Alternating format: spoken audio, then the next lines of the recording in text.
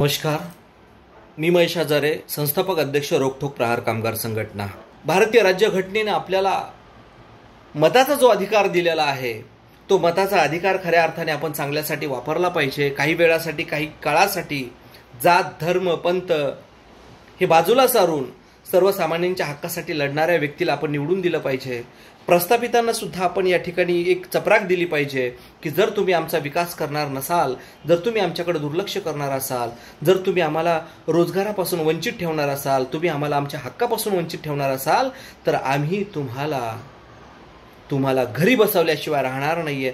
तुम्हाला सुद्धा आम्ही राजकारणापासून वंचित ठेवू, तुम्हाला सुद्धा आम्ही राजकारणापासून बाजूला सारू। ही भूमिका आज युवकांनी घेतली पाहिजे।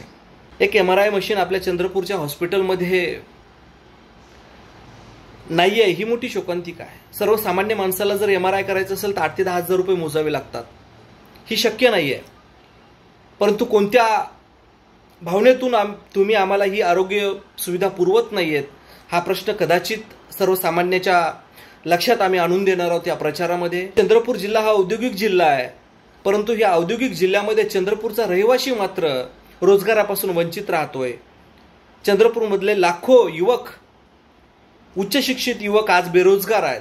तर आपल्याला अशा विचाराचा खासदार या ठिकाणी निवडून दिला पाहिजे की बेरोजगाराच्या समस्या या संसदेमध्ये मांडणारा आणि तेवढ्याच ठामपणे आणि रोखठोकपणे बोलणारा उमेदवार खऱ्या अर्थाने आपल्याला निवडून देता आला पाहिजे।